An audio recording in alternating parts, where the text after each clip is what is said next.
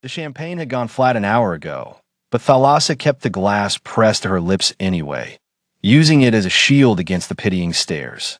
The crystal felt warm now, slick with condensation and the heat of her palm. Around her, the gala hummed with wealth, the kind that smelled like imported orchids and tasted like old money. She stood near a marble column in the Celestine Hotel's grand ballroom, watching couples drift past in their tailored armor, and tried to remember how to breathe without her ribs aching. 11:47. 13 minutes left. The inheritance clause had seemed like a joke when her grandmother's lawyer first read it aloud. A cruel punchline delivered from beyond the grave. To inherit the Van Neer estate, Thalassa must be legally married before her 25th birthday. She'd laugh then, certain there would be time, certain she'd find someone real. Someone who wanted her, not just a fortune. That was 6 months ago. Now her birthday was 7 minutes from ending, and she was alone in a room full of strangers, wearing a dress that cost more than most people's cars and feeling like she was drowning in silk. The ballroom chandeliers threw fractured light across the polished floor. Somewhere, a string quartet played something melancholy. Thalassa set down her glass on a passing waiter's tray and pressed her fingers against her sternum, trying to calm the hummingbird panic beating there. Her grandmother had built an empire from nothing. Hotels, real estate, investments that spanned continents. And Thalassa was about to lose all of it because she'd been too proud, too hopeful, too stupid to settle for convenience. The air conditioning raised goosebumps along her bare arms. She should leave. Walk out with whatever dignity she had left. Let the estate go to the distant cousins who'd been circling like vultures for months. But her feet wouldn't move. 11:49. She saw him through the crowd, and something in her chest lurched sideways. He stood in the VIP lounge entrance, half shadowed by the velvet curtain that separated the elite from the merely wealthy. Tall enough that she could track him even through the press of bodies. Dark hair that looked black in the low light, swept back from a face that could have been carved from pale stone, all sharp angles and aristocratic lines. He wore a suit that probably cost more than her dress, midnight blue, so deep it was almost black, and he held himself with the kind of stillness that made everyone around him look frantic. But it was his eyes that stopped her breath. Even from across the room, even through the champagne haze and the glittering crowd, she could see them. Pale, storm gray or silver, maybe, fixed on her with an intensity that made her skin prickle. He was looking at her like he could see straight through the designer dress and the desperate smile, down to the raw terror underneath. Thalassa's pulse hammered in her throat. She had 11 minutes. 11 minutes to do something insane or walk away and lose everything her grandmother had built. Her heels clicked against marble as she moved toward him. The crowd seemed to part without her asking, as if they sensed the recklessness coming off her in waves.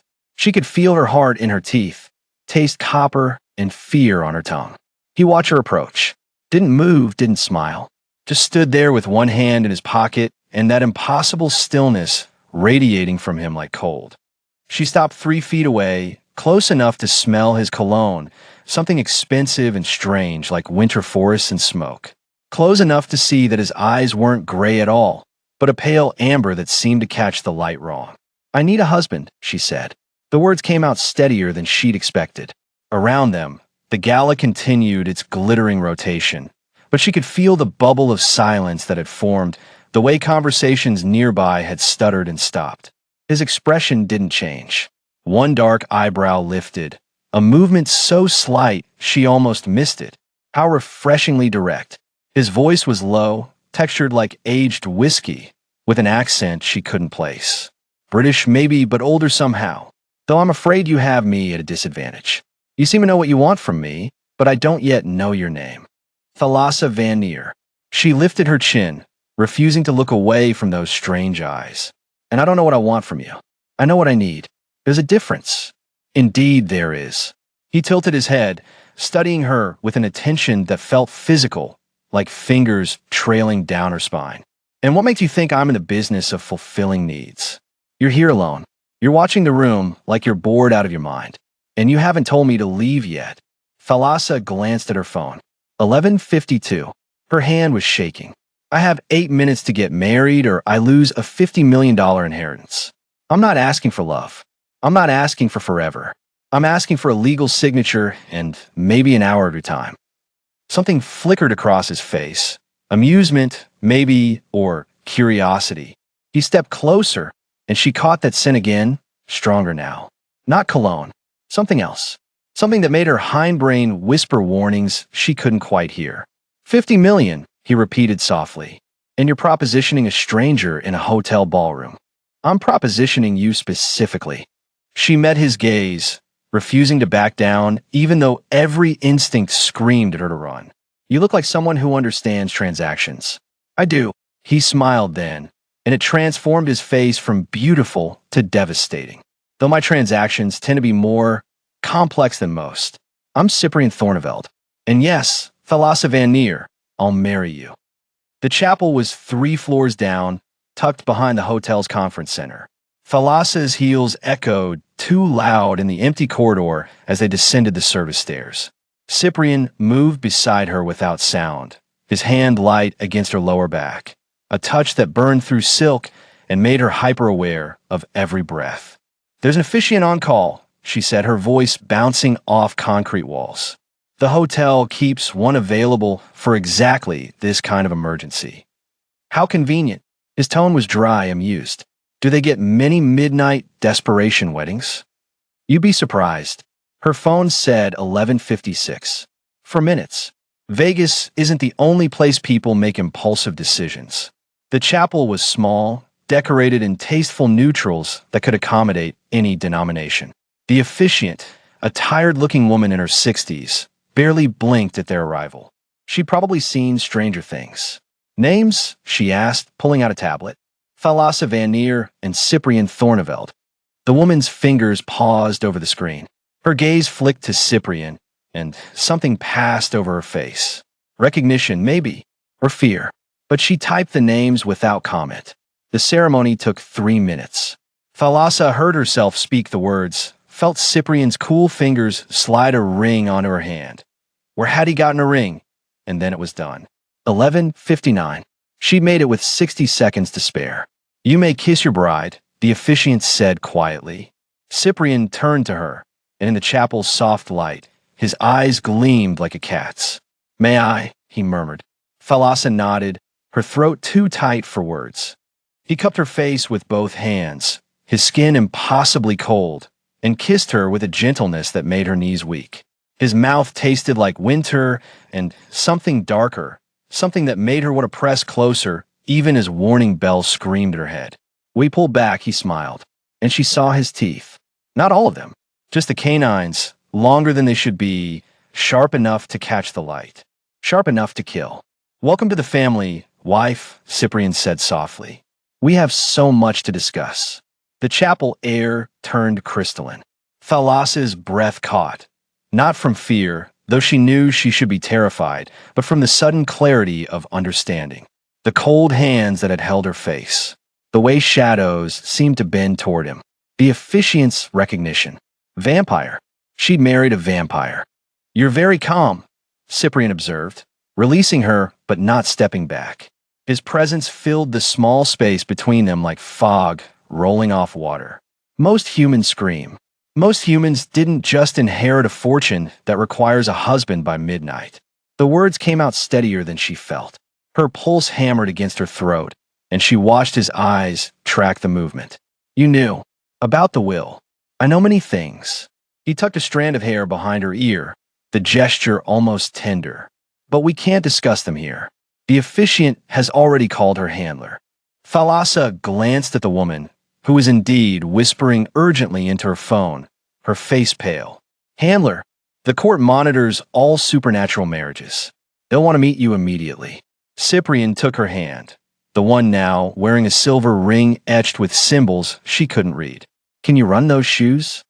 She looked down at her sensible flats. Yes. Good. Because we need to leave. Now. He pulled her toward a side door she hadn't noticed, moving with inhuman speed that forced her into a stumbling jog. Behind them, the chapel's main doors burst open. Thalassa risked a glance back and saw figures in dark suits, their movements too fluid too synchronized. Don't look at them, Cyprian commanded. They'll take it as a challenge. The night air hit her face like a slap. They emerged into an alley that smelled of rain and something metallic. A black car idled at the curb, engine purring. The driver's door opened, and a young man stepped out. Human, Thalassa noted with relief, though he moved with the efficiency of someone accustomed to the supernatural world. Elias, Cyprian said, the estate. Fastest route. They've already blocked the bridge, sir. Elias held the rear door open, his expression professionally neutral, even as his gaze flickered to Thalassa with undisguised curiosity. I've arranged an alternative. They slid into leather seats that smelled of cedar and old money. The car moved before Thalassa could fasten her seatbelt, acceleration pressing her back against the cushions. Through the tinted windows, Vegas blurred into streams of neon and shadow. Explain, she said. Her voice only shook a little. All of it, starting with what you are.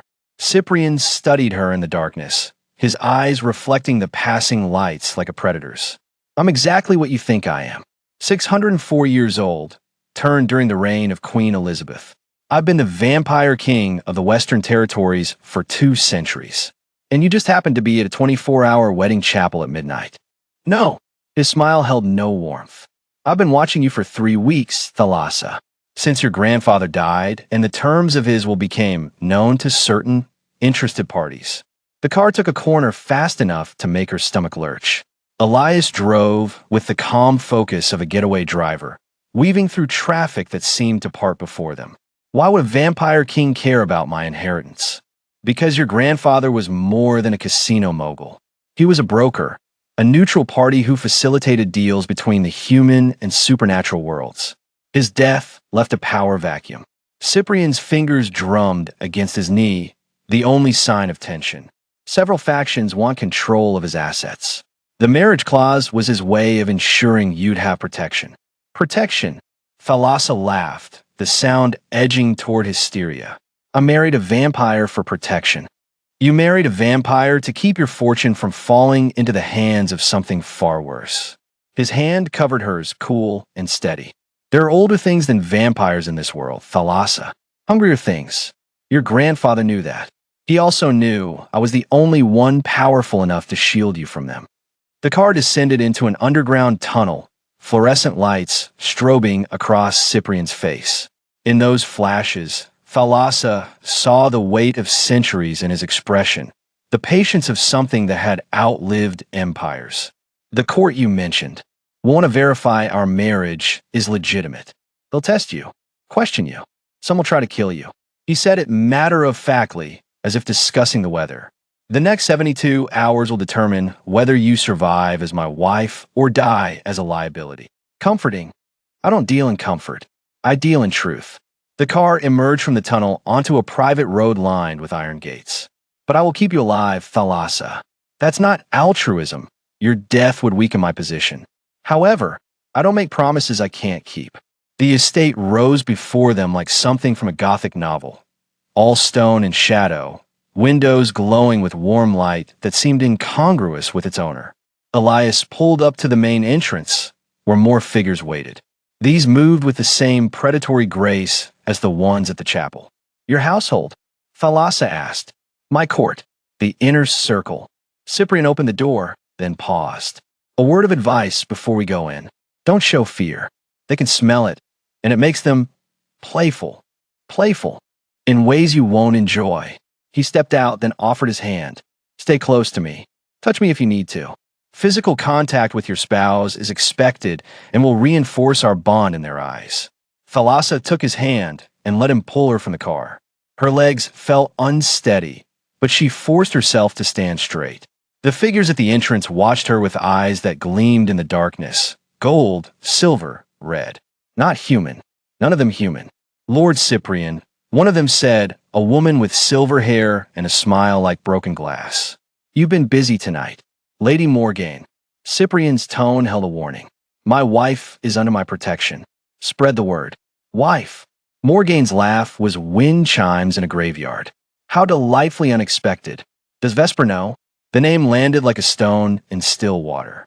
Cyprian's hand tightened fractionally on Thalass's. Vesper will be informed through proper channels. Oh, I think he already knows. Morgane's gaze slid to Thalassa, assessing. The question is what he'll do about it. They moved through doors that opened silently, into a foyer that stole Thalassa's breath. Marble floors reflected light from chandeliers that dripped crystal. Tapestries older than America hung on walls, their threads depicting scenes of hunts and feasts that looked disturbingly literal.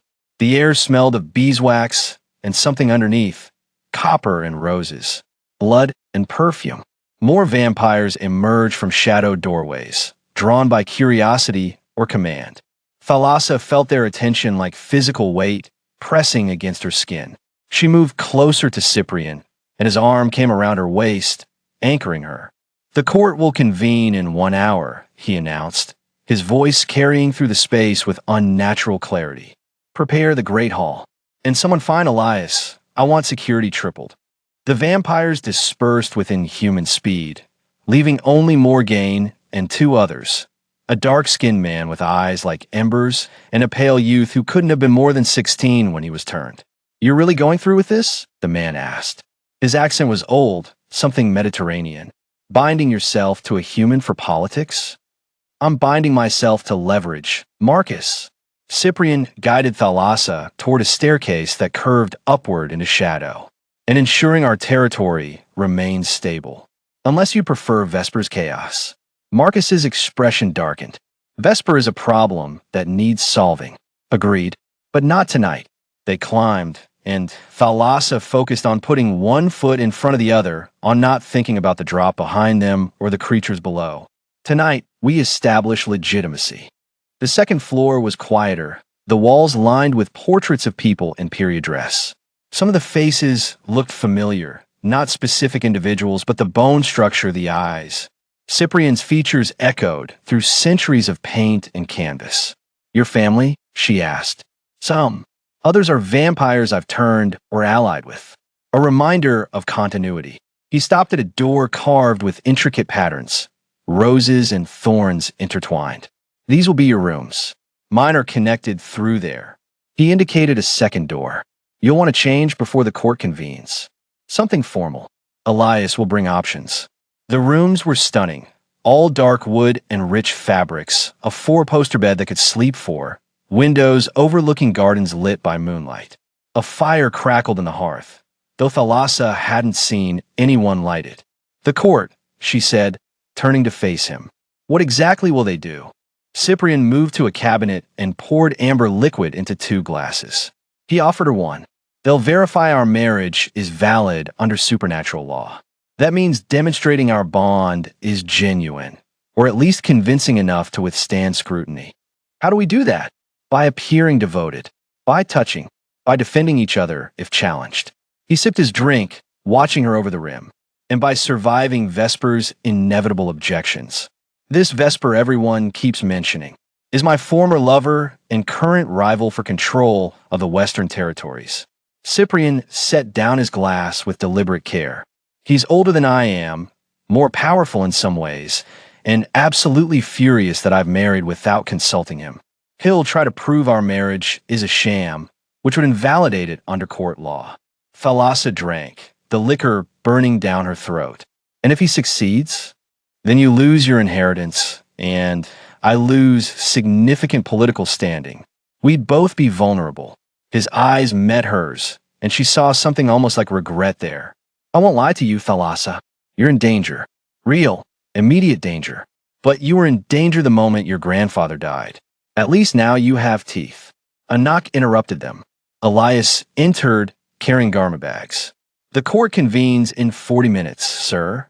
I brought appropriate attire for Lady Thalassa." Lady Thalassa. The title felt surreal. "Thank you, Elias." Cyprian moved toward the connecting door. "I'll return in 30 minutes. Be ready." He left, and Thalassa found herself alone with Elias, who began laying out dresses with practiced efficiency. 3 options, each more elaborate than the last. Midnight blue silk, deep crimson velvet, black lace over champagne satin. "The blue," Elias said quietly. "It'll photograph well, and the court will have cameras. Everything tonight becomes part of the official record. You're human, Thalassa said. It wasn't a question. I am. He smoothed the blue dress, not meeting her eyes. I've served Lord Cyprian for 5 years. He's fair, more than most. Most vampires, most employers. A ghost of a smile. The supernatural world has rules, Lady Thalassa. Harsh ones, but rules nonetheless. Learn them, follow them, and you might survive. Comforting.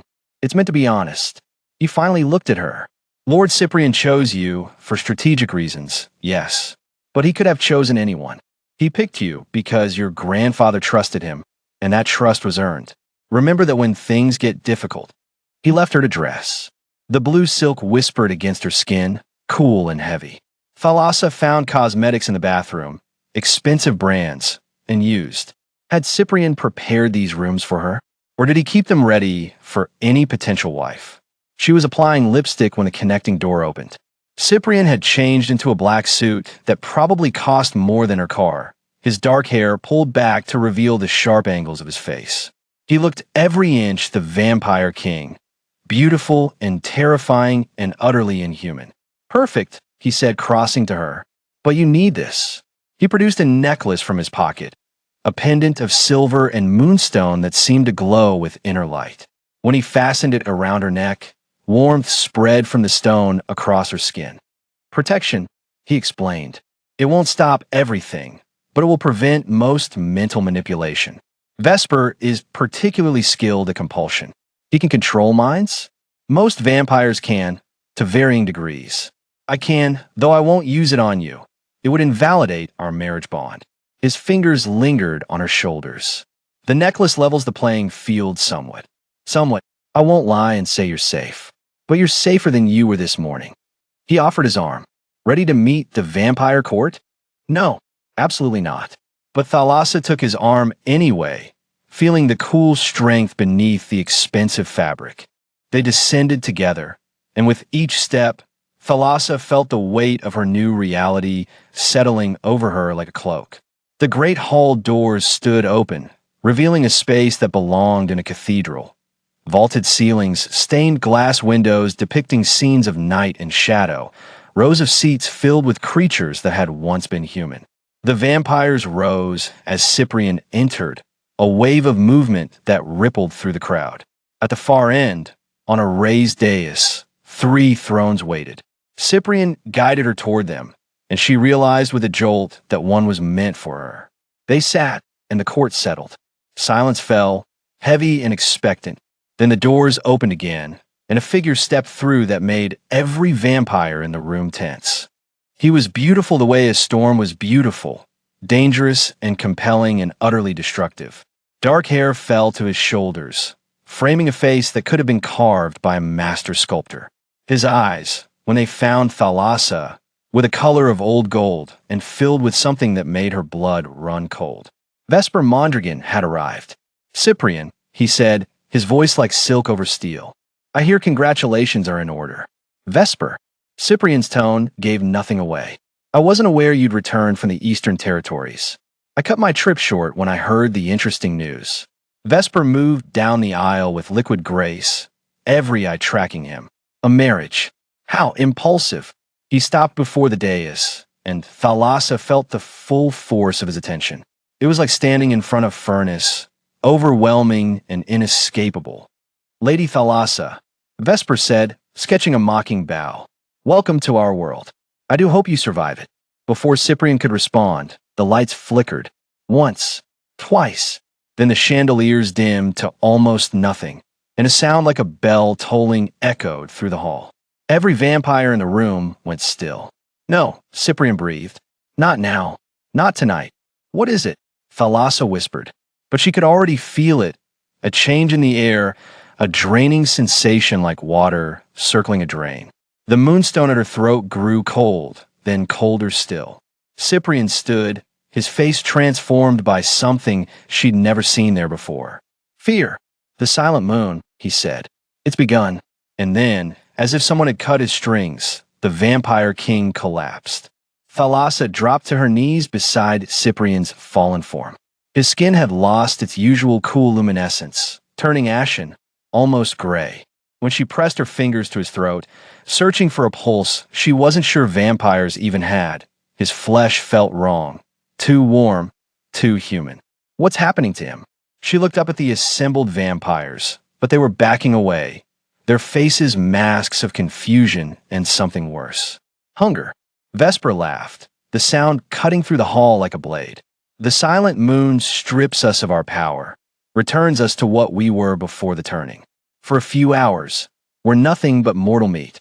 His smile widened. And Cyprian, being the oldest among us, falls the hardest. Around the room, other vampires were stumbling, clutching at walls and columns. Some had already collapsed, but Vesper remained standing, steady on his feet. "You're not affected," Thalassa said. "I fed well before I came. Fresh blood, young blood." He tilted his head, studying her like a cat watching a mouse. "But even I can feel it pulling at me. In another hour, I'll be as weak as the rest of them. Unless, of course, I find a way to supplement my strength." His gaze dropped to Cyprian's unconscious form, and Thalassa understood with crystalline clarity what he meant. "Elias," she shouted. The assistant appeared at her side, his face pale but determined. "My lady, help me get him to the private chambers. Now." Together they hauled Cyprian up, his weight suddenly, shockingly real. No supernatural strength aided them. He was just a man, a tall, muscular man who'd forgotten how to hold himself upright. "You can't hide from this," Vesper called after them as they struggled toward the side door. "The silent moon lasts until dawn. That's 6 hours, little queen. 6 hours of darkness. And every vampire in this city will be hunting for blood to keep themselves strong." Thalassa didn't answer. She focused on moving forward, on the burn in her shoulders as they half-carried, half-dragged Cyprian through the doorway and into the corridor beyond. The private chambers were on the 3rd floor. By the time they reached the stairs, Thalassa's arms were shaking.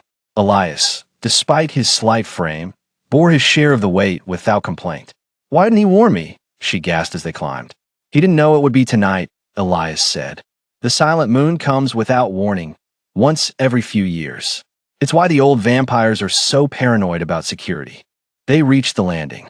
Down the hall, Thalassa could hear sounds, crashes, screams, the thud of bodies hitting floors. The entire mansion was in chaos. The private chambers had a heavy oak door with an iron bar. Once inside, Thalassa and Elias lowered Cyprian onto the massive 4-poster bed. His breathing was shallow but steady. "Lock it," Thalassa ordered. "Bar the door."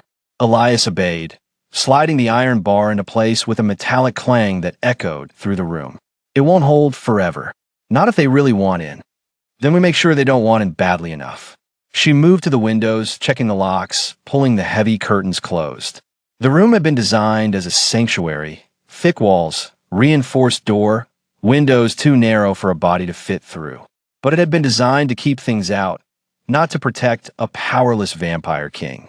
A groan from the bed drew her attention.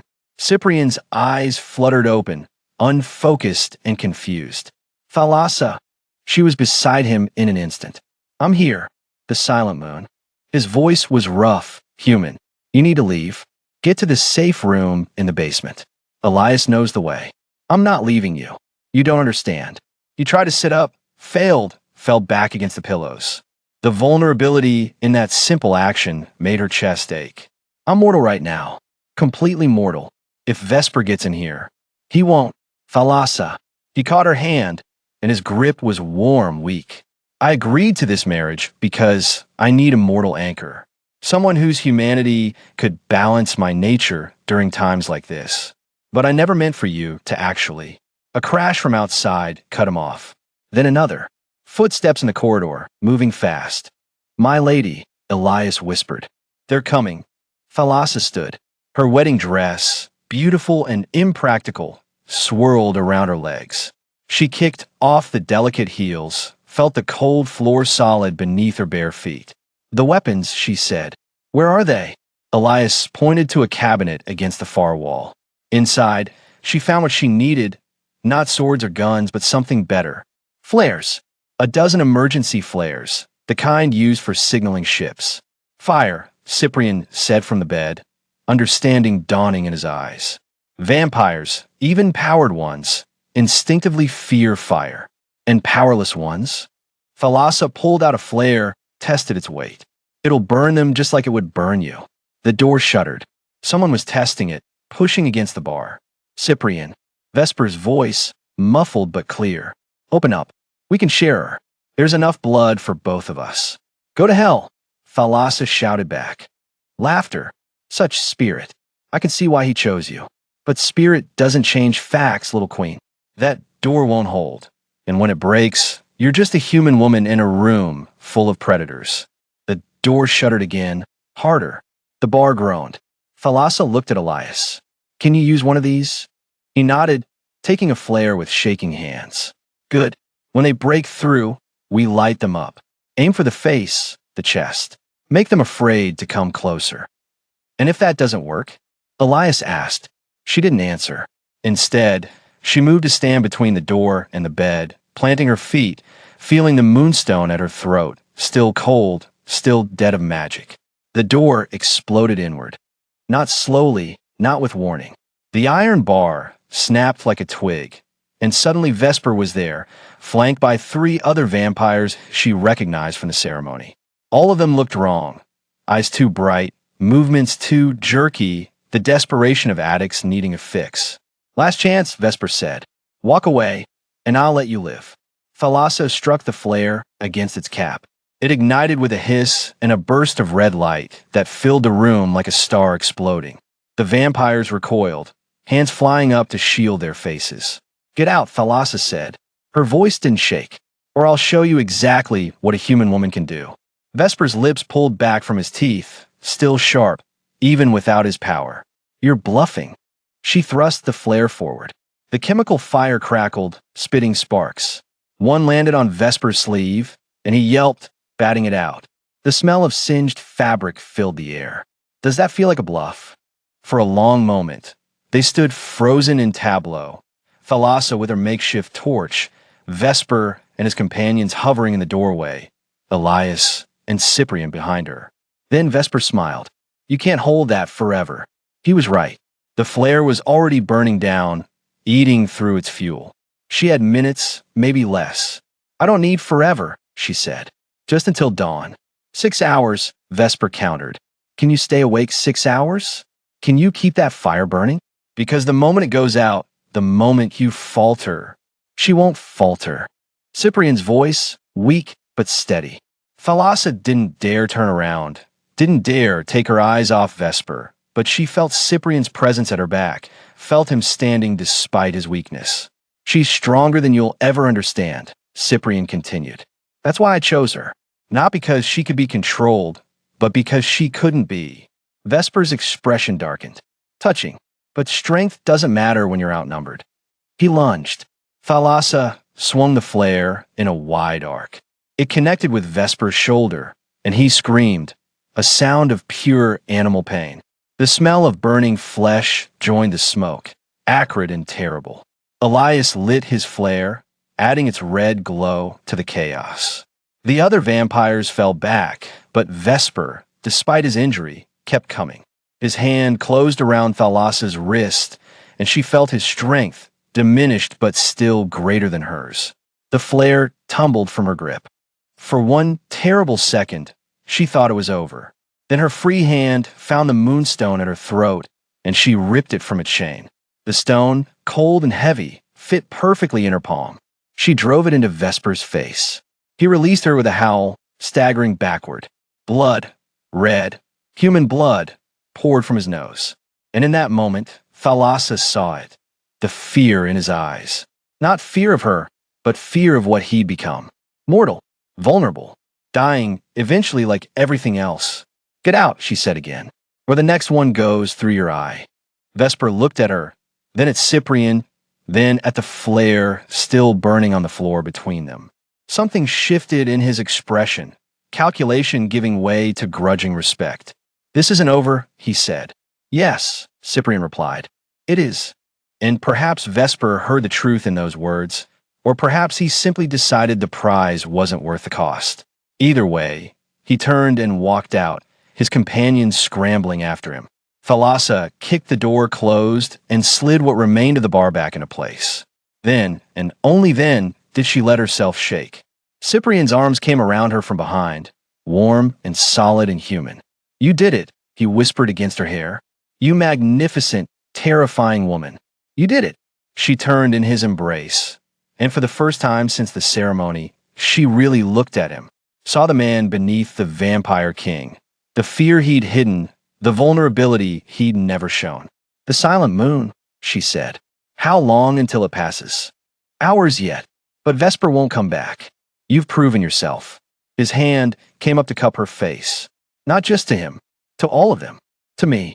The moonstone lay on the floor where she dropped it, its surface cracked but still intact. As she watched, the first hint of warmth began to seep back into it. Dawn was still far away, but the worst had passed. "I need to tell you something," Cyprian said. "The real reason I agreed to this marriage so quickly." "I know," Thalassa said. "You needed a mortal anchor." "No. I mean, yes, but..." He stopped, started again. "I needed you. Specifically you. Because when I met you in that club, desperate and defiant and so impossibly alive, I felt something I haven't felt in 600 years." "What?" "Hope." The word hung between them, simple and profound.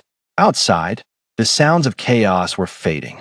Inside, the flare finally guttered out, leaving them in darkness broken only by the thin line of light beneath the door. Thalassa rose on her toes and kissed him. His lips were warm, his breath human, his heartbeat steady against her palm. When they finally broke apart, she smiled. "Well, husband," she said, "I suppose we should work on making this marriage a real one." And in the darkness, she heard him laugh, a sound of pure, unfettered joy.